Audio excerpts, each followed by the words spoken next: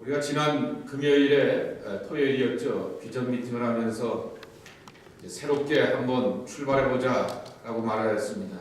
제가 권면하는 것이 아니라 여러분 스스로가 기도하고 말씀하고 또 찬양하며 회복하자 라고 하는 그러한 다짐들을 하게 되었습니다.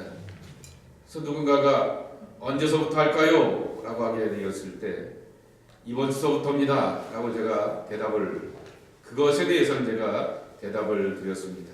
그리고 이제 마음을 모아서 하시기로 이렇게 작정들을 하시게 되었는데요. 날씨가 고약하기도 하고 또 크고 작은 일들이 있을 것입니다. 그러나 그러한 것들을 이기고 극복하면서 주님 앞에 집중하시기 바랍니다.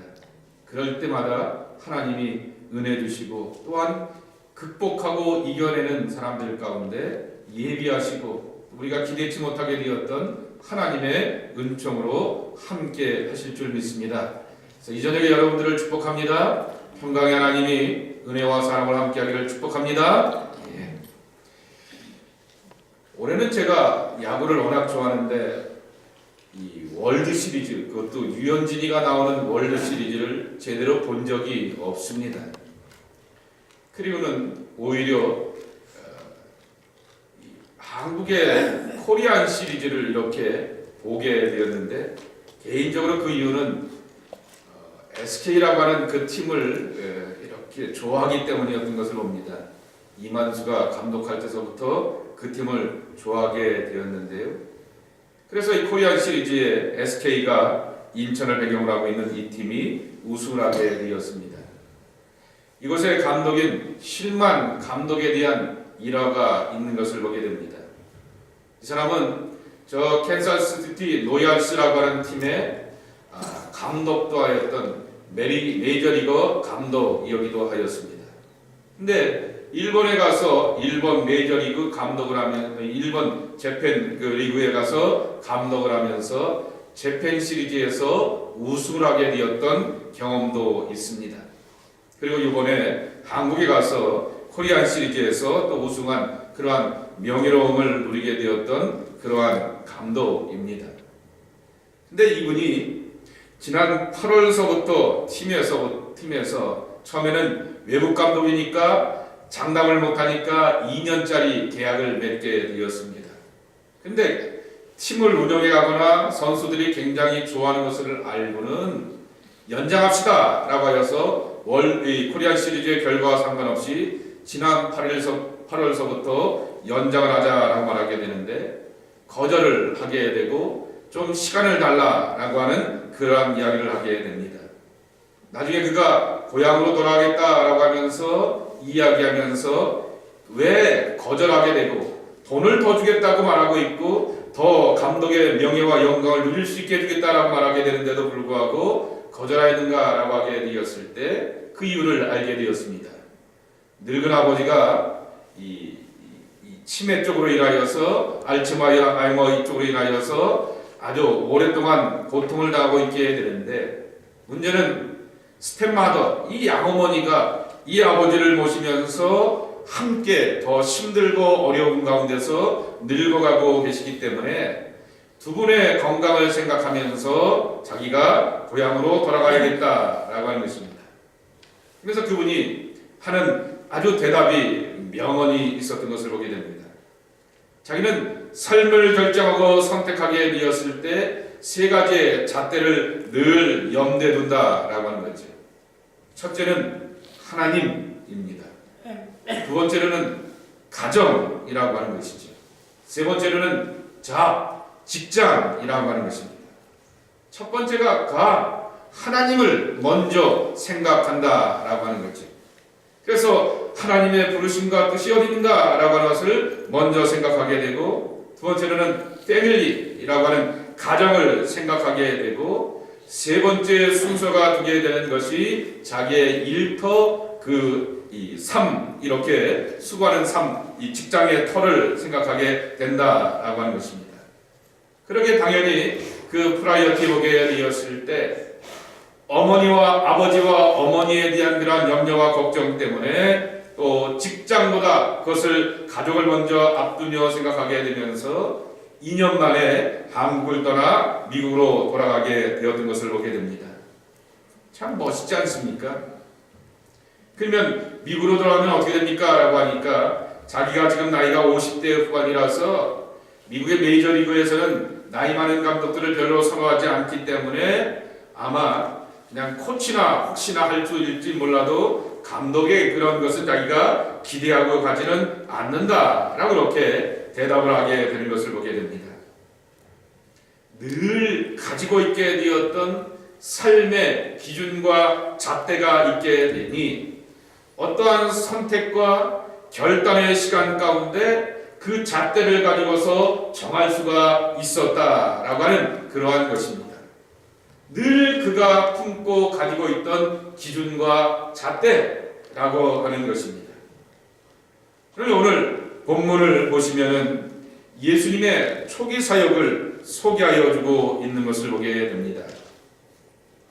누가복음 4장에 보시게 되면은 예수님께서 광야에서 시험을 당하셨다라는 이야기가 나오게 됩니다.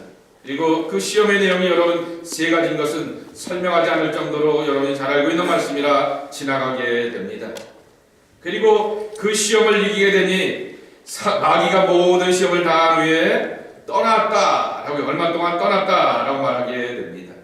그리고 나오는 두 번째 이야기가 예수님께서 성령의 능력과 임재 아래서 갈릴리, 그러니까 예수님이 자라고 있던 그 나사렛 주변의 갈릴리의 그 넓은 타운에서 우리 식으로 표현하면 내가 여기서 요 동네에서 태어나고 자라게 되었지만은 GTA 그 에리아에서 움직이고 활동하게 되는 것처럼 이 나사렛 동네에서 자라게 되었지만은 이 갈릴리 넓은 지역 가운데서 활동하게 되는데 그 예수님의 사역에 대하여서 무사람들이 칭송을 하였다라고 오늘 4장 14절과 15절에 보게 되면 설명을 하고 있습니다. 그러니까 여러분이 딱 짐작을 해보시게 되는 것처럼 누가복음 4장은 예수님의 초기 사역이니까 예수님이 시험과 연단과 시험도 이겨내시었고 사람들 앞에서 점점 인준받고 인정받는 그러한 과정을 소개하고 있구나라고 하는 것을 짐작해 볼 수가 있습니다. 자, 이렇게 본격적인 사역을 하시게 되었을 때 스스로가 하나님의 말씀을 읽어가면서 그 하나님 말씀 속에서 스스로를 부르시고 택하시게 되었던 하나님의 뜻을 확인하게 되었고 그 뜻이 뭐냐라고 말하게 되었더니 여러분 너무나 잘 아시는 이사야서 61장에 있는 말씀이 여기 나오게 됩니다. 주의 성령이 내게 임하셨으니 이는 가난한 자에게 복음을 전하게 하시려고 내게 기름을 부으시고 나를 보내사 포로된 자에게 자유를 눈먼 자에게 다시 보게 함을 전파하며 눌린 자를 자유롭게 하고 주의 은혜를 전파하게 하려 하심이라 이렇게 말씀하여 주고 있는 것입니다. 이게 예수님께서 하나님의 말씀, 예언자의 말씀을 통하여서 주셨던 말씀으로 인준받고 내가 이러한 꿈과 비전을 가지고서 하나님의 나라를 세워가기 위해서 왔습니다 라고 하는 그 바탕의 말씀을 이 예언서의 말씀을 가지고서 선포하고 있는 것입니다. 그런데 이 예언의 말씀을 확인하게 되고 이사야의 말씀에 대한 확증을 어디서 얻었는가 라고 하는 것이죠. 16절입니다. 그게 오늘 설교의 전부 3분의 2 정도가 되게 됩니다. 우리 다시 한번 16절을 읽겠습니다. 시작.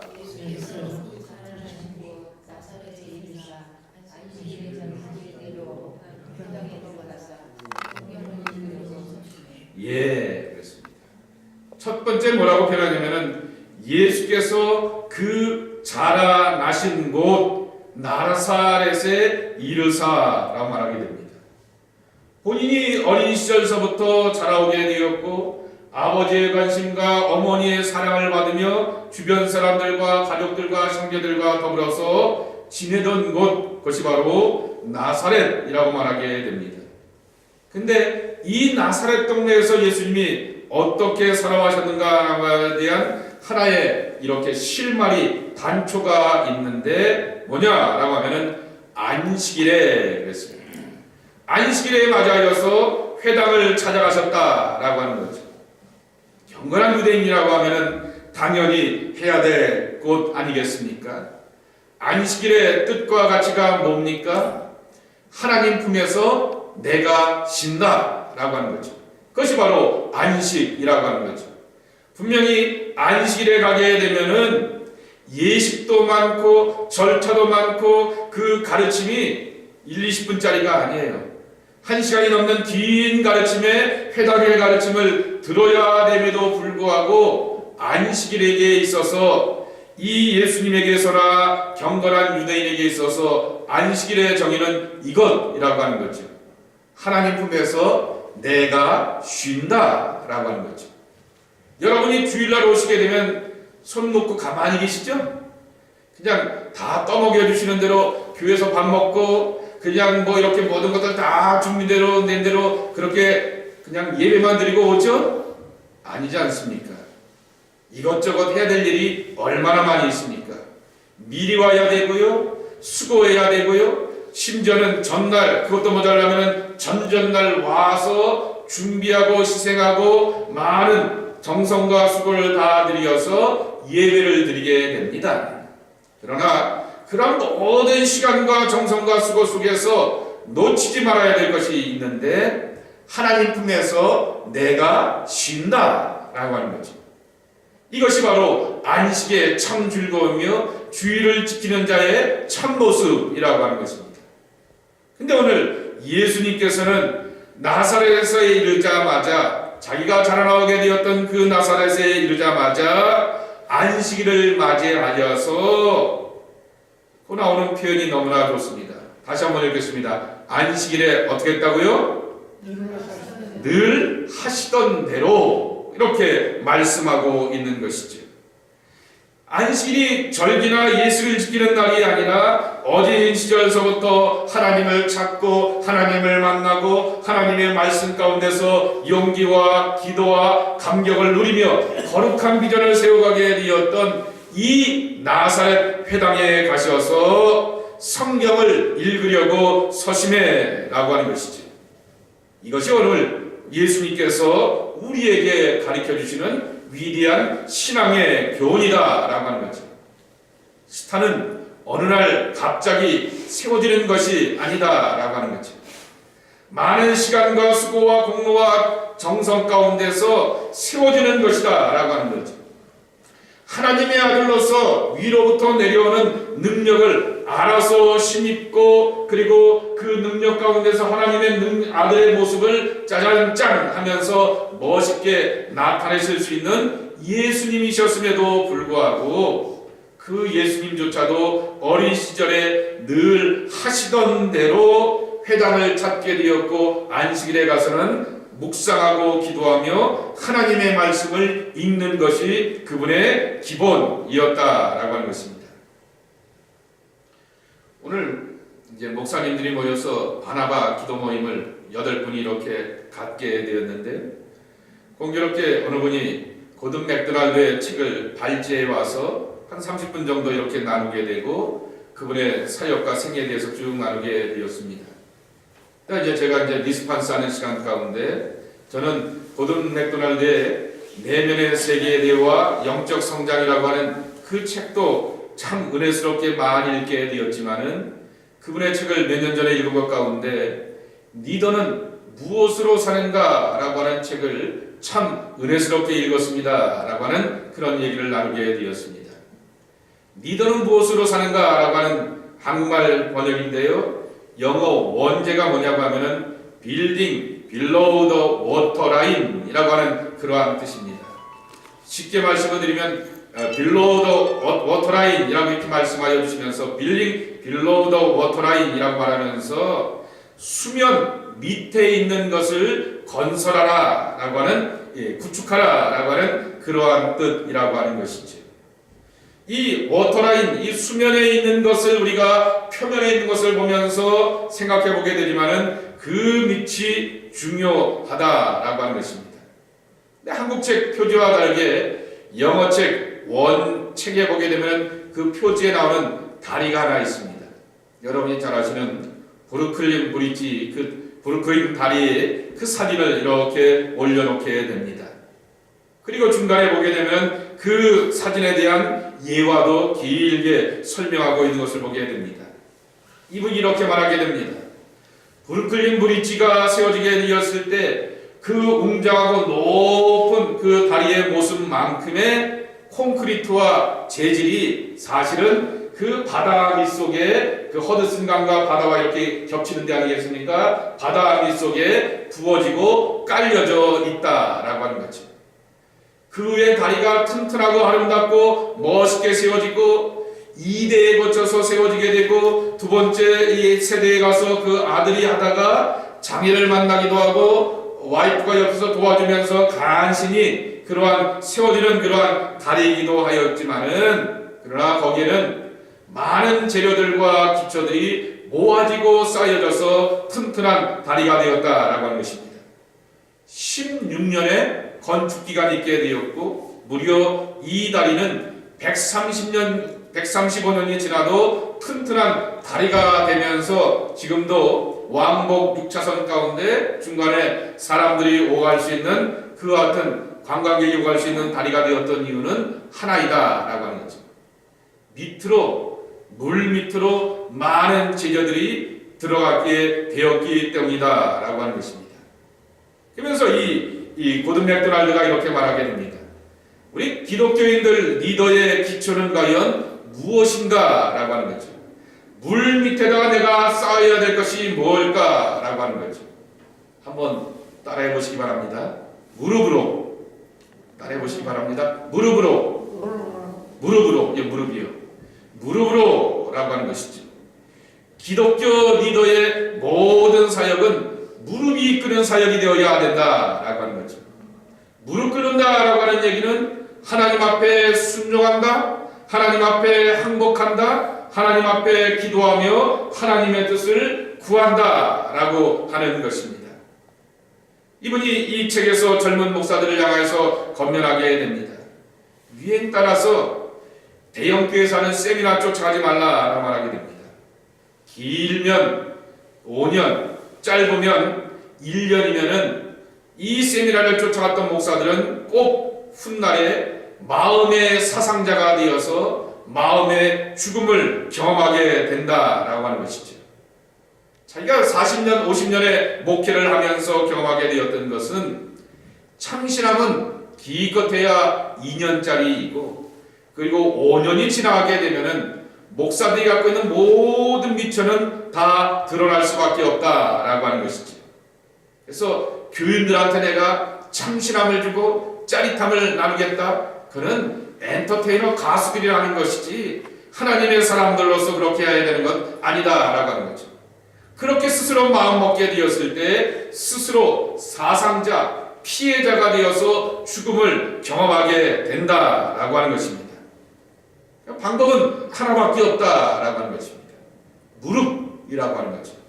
하나님 앞에 무릎을 꿇고 하나님의 뜻으로 살아가면서 하나님의 뜻을 구하면서 믿음의 선택을 하게 되었을 때는 하나님과 나 사이에 어떠한 것도 끼어들지 못하게 하는 그 어떤 전적인 고백과 헌신으로 나가야 된다라고 하는 것입니다.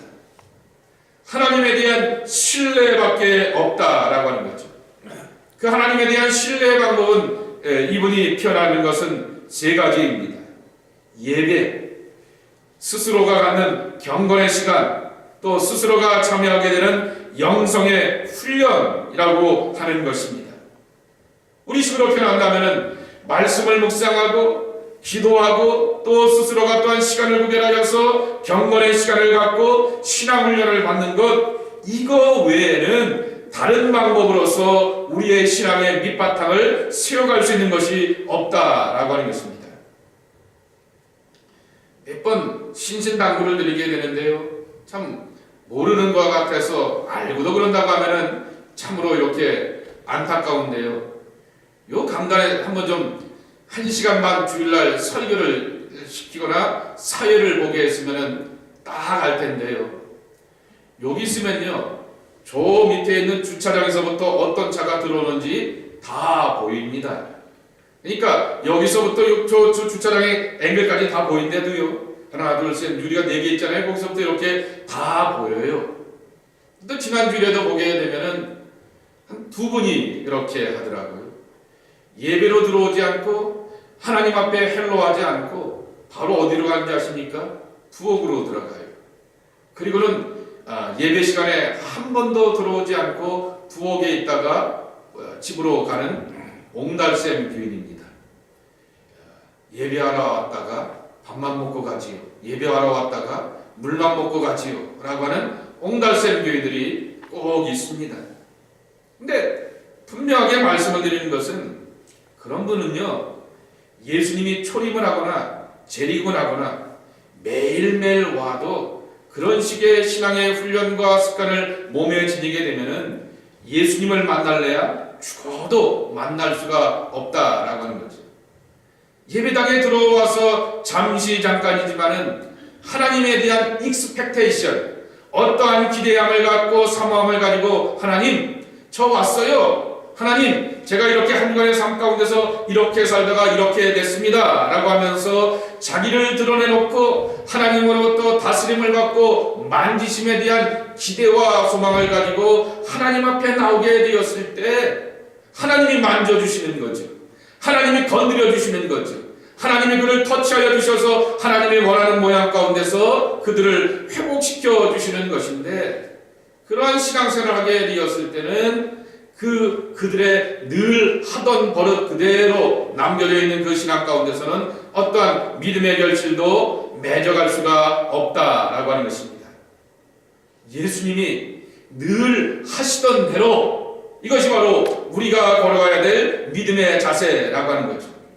회당에 들어가게 되었다가 하나님의 말씀을 받게 되었고, 회당에 들어가게 되어서 기도하다가 하나님께서 원하시는 바를 알아가는 기쁨을 누리게 되었던 그 예수님의 방법을 우리가 쫓아가고 흉내내야 되지 않겠느냐라고 하는 것입니다. 오늘 본문을 계속해서 보시게 되면은 이제 예수님께서 이사야 선지자를 통해서 말씀하시게 되었던 그 말씀을 통하여서 자신의 부르심과 사명을 확인하게 됩니다. 그랬더니 이 회당 안에 있게 된 사람들이 논쟁이 붙게 됩니다. 야, 저 친구가 누구야? 하나님의 말씀이 자기에게 그렇게 임하였다고 말하게 되는데, 저 친구 저 보니까 22절에 그렇게 나와 있잖아요. 22절 한번 스크린에 올려봐 주세요. 이 사람이 요셉의 아들이 아니냐라고 하는 것입니다. 저 친구 저 피레미 저 젊은 친구 이제 갓 서른 된 저 요셉의 아들이 아니냐라고 하는 것입니다. 제가 자료를 보면서 이렇게 놀랬던 것이, 예수님 시대 때 사람의 수명이 43세라고 합니다. 그러니까 예수님이 30세까지 살았으면은 제법 어른이에요. 어르신. 우리가 들을 때 보게 되면 30이면은 말도 못하고 어디 가서 이렇게 지주장도 못하고, 특별히 교회라고 하는 것이 점점 고령화되어서 어른들이 많은 그러한 거기 때문에 저도 여전히 젊은 목사인데요. 30이라고 하면은 끼지도 못하게 되지만은, 그런데 이때 당시에 평균 수명이 40대 중반이기 때문에 예수님에 대해서, 예수님도 30이라고 하면 제법 자기 말 할 수 있는 그러한 경향이 있지만은, 예수님을 향해서 눕다운하면서 깔보며 하는 얘기가 요셉의 아들이 아니냐라고 하게 됩니다. 아버지가 아들을 크리파이하는, 정의하게 되는 거죠.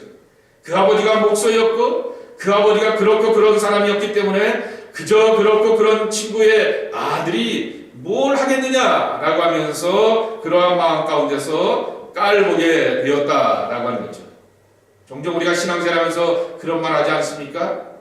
그 사람의 행적을 우리가 아는데요, 내가 그 사람 아는데요 라고 하는 것이 오히려 하나님 앞에서 올무가 되는 것들을 보게 되는데요, 동네 사람들이 예수님을 향하여서 그렇게 말하였던 것입니다. 그러자 이야기를 듣고 예수님께서 23절에 보게 되면 이렇게 말씀합니다.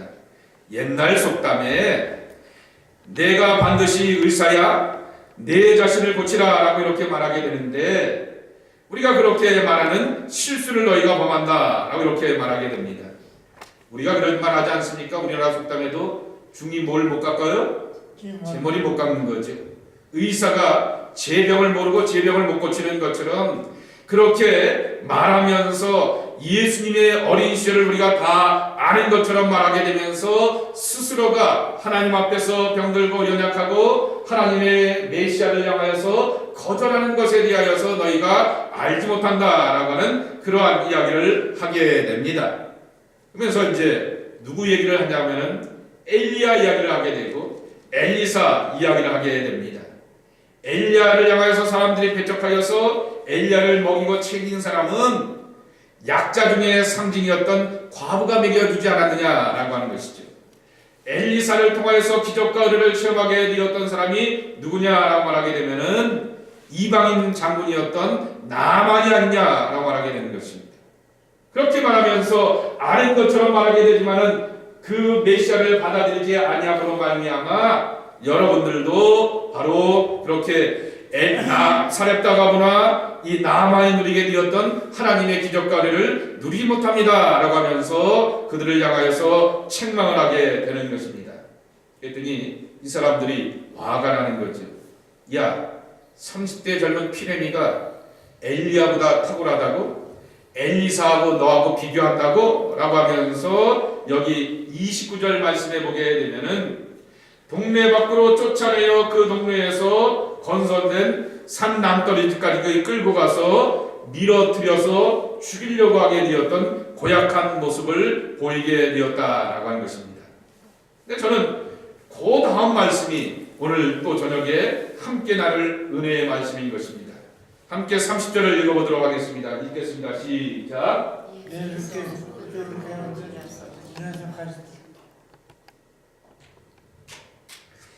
예수께서 그들 가운데 지나서 가시니라 라고 하시는 것입니다. 두 가지입니다. 첫째는 예수님이 자기를 산 낭떠리로 끌고 가면서 배척하면서 죽이려고 하게 되었던 그들 가운데 계셨다가 그들을 지나서 그들 무리를 떠나가셨다라고 하는 그러한 말씀인 것입니다. 그들 가운데 계셨다라고 하는 말씀입니다. 영적 지도자는 언제나 피할 수 없는 갈등과 고민과 고난의 현장 가운데 머물러 있어야 된다라고 하는 것입니다. 우리는 살아가면서 기가 막히고 어이없는 일들을 경험하는 그러한 삶의 경험들이 참 많다라고 하는 것입니다. 한 주간 공교롭게도 많은 사람들을 이렇게 만나게 되었고 신방을 하게 되었습니다. 아픈 이야기도 듣게 되었습니다. 마음이 아픈 이야기도 듣게 되었고요. 심지어는 몸이 아파서 수술한 분도 계셨고 그분을 위해서 또 이렇게 안수하여서 기도해 주기도 하였습니다. 교통사고 어제는 첫눈이 왔는데 교통사고가 나서 다친 사람도 있다라고 하는 이야기도 듣게 되었습니다. 그리고 또 들었다 보니까 우리 교인들 가운데서 티격태격하였다라고 하는 별의별 이야기들도 다 듣게 되었습니다. 그리고 그 일로 인하여서 힘들어하는 분이 예배 직전에 저한테 전화까지 주셨던 그러한 경험도 하게 됩니다. 갈등의 현장 아닙니까? 고민의 현장이 아니겠습니까? 아이 몰라 하고 나 몰라 하고 싶지만은 그러나 피할 수 없는 것이 다 우리들이 살아가는 삶의 자리라고 하는 것입니다. 근데 제가 어디서 또 은혜를 받게 되었냐고 하면은 이번 주 새벽 예배 본문 때문인 것입니다. 예레미야인 것입니다. 예레미야서 39장 14절 말씀을 제가 읽어드리겠습니다.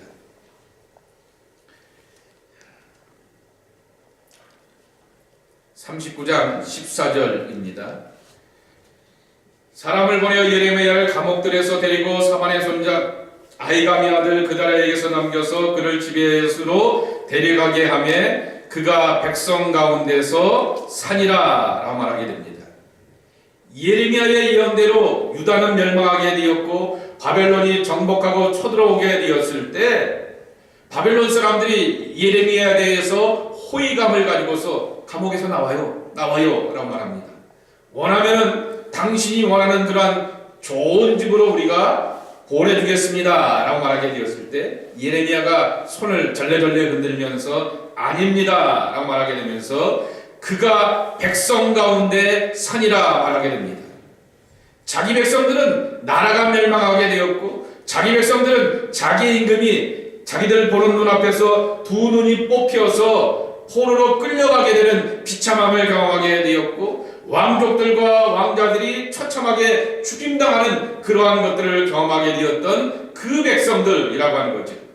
희망이 없어 보이는 것 같아 보이고 절망 가운데 사는 그 백성들의 삶의 자리에서 예레미야는 살았다라고 하는 거죠. 한 번만 그런지 아십니까? 두 번입니다. 40장 6절입니다.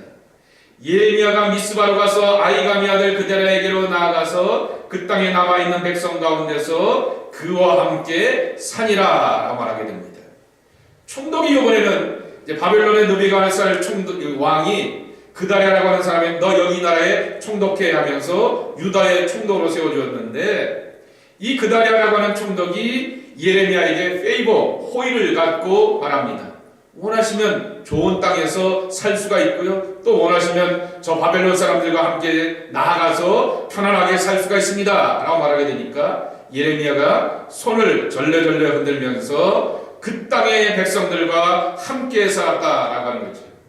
고난의 백성들, 나라 뺏긴 백성들, 왕을 뺏기고 지도자들을 다 빼앗겨서 내일이 없는 것처럼 보이게 되는 소망이 없는 백성들 삶 속에서 함께 살아왔다라고 하는 것입니다.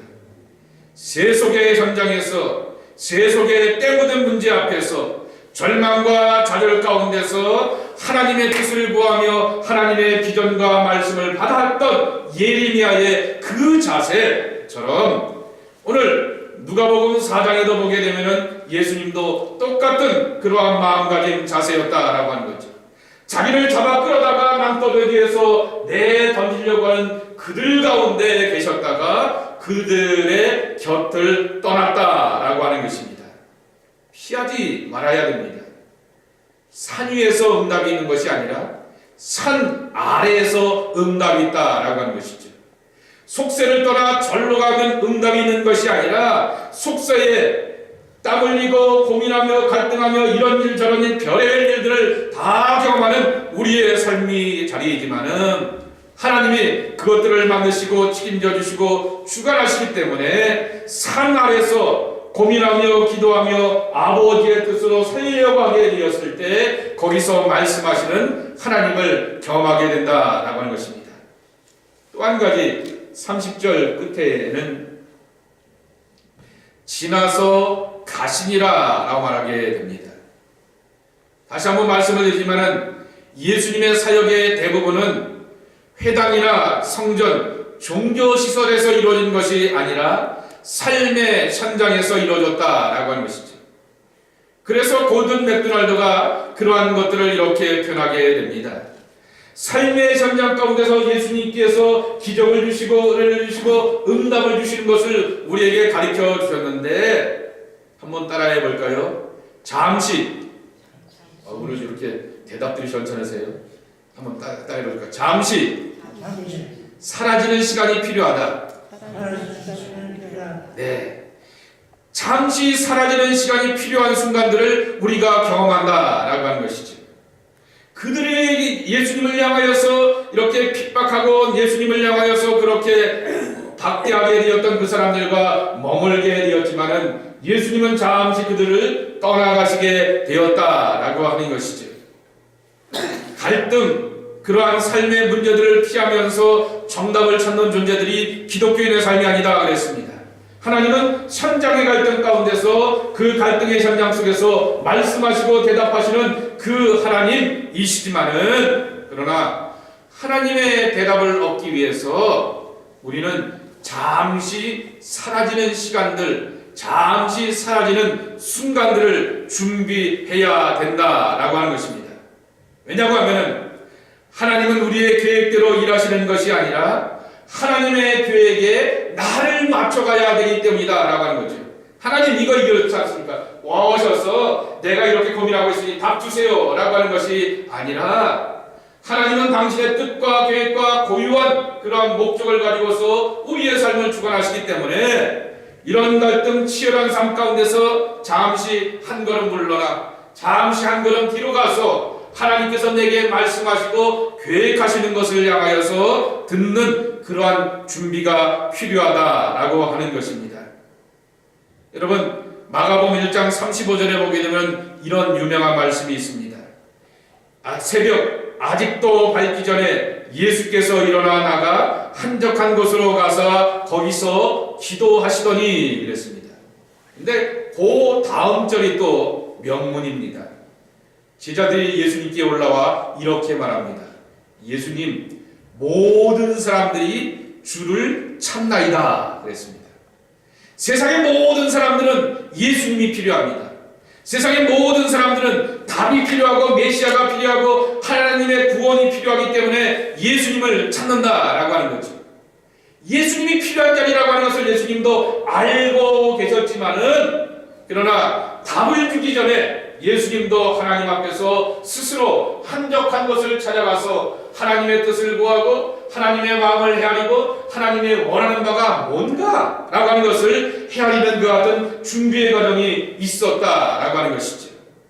잠시 사라지는 경험, 이것이 오늘 우리의 금요 예배가 되어야 될 것입니다.